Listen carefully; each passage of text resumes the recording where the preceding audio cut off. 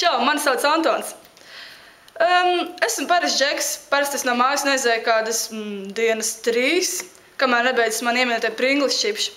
Spēlēju CS, dažkārt arī pasjans, kad nav nekas cits, ko darīt. Nu, jā, bet vakar Alūksnē notika geto basket, tāpēc ar čomiem uzsarunājām uzkapāt streetballu.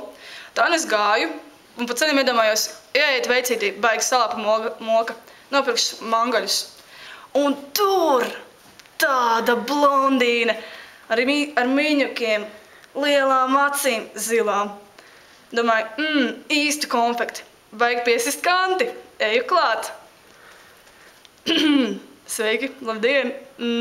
Varbūt jums vajag palīdzēt? Jā, prieks iepazīties. Man sauc Zobfeja. Vakar vienam sīcim zobus izsit, tagad nesu nodot. Nevar palīdzēt? Kāds ir izsit zobus? Palīdzēt?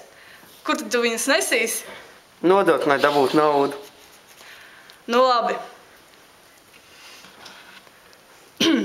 Tā es pievienojos Zobfeja fondam, brīvprātīgajos.